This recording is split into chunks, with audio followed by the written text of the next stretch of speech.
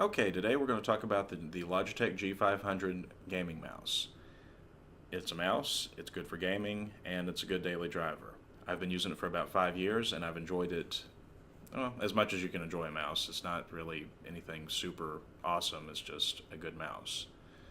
It has the traditional 3 buttons, left click, right click, middle click, and in addition it has these additional buttons where your right thumb would sit.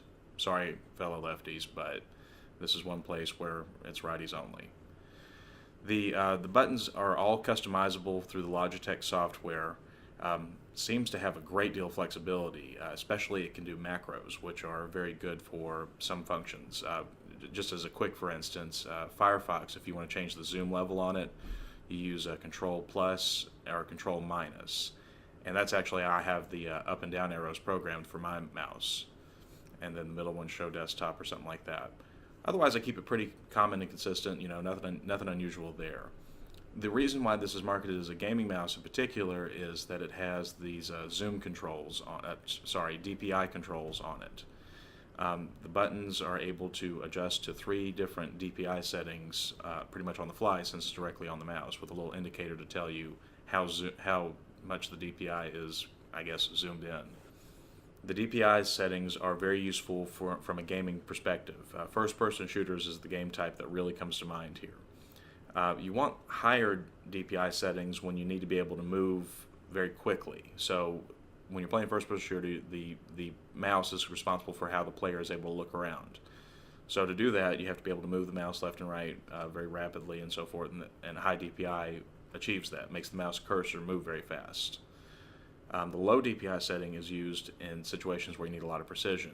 Again, with the shooter analogy, if you're using a sniper scope, you're trying to get a headshot, you need to be able to be real fussy and detailed with your movements, and being able to switch between those is very nifty and useful, and makes things a lot easier. It does have the ability to store the configuration settings either as a file on the computer or directly on the mouse's memory. I don't know why the mouse has memory, I don't know who uses that, but to each his own, whatever.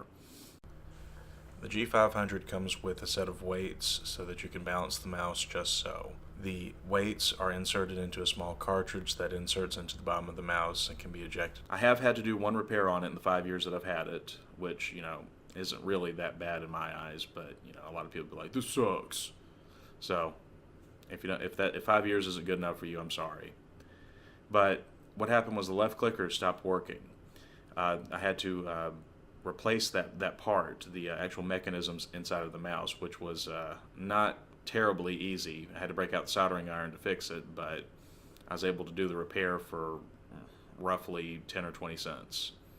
Overall, I think that's a fair price to pay, considering how much I enjoy using this mouse. I didn't want to go out and buy another one if I thought I could fix this, because it's good, it's solid. Why replace something that works, even though it didn't? Shut up. So again, I really like the mouse. I think it's a good thing. Been good for 5 years. Hopefully I'll get another 5 years out of it now that I've replaced the clicker. If the right clicker goes, I'll do the same operation on it just to see how long I can prolong its life. It works. It's fixable. I'm happy with it. Thank you very much for watching.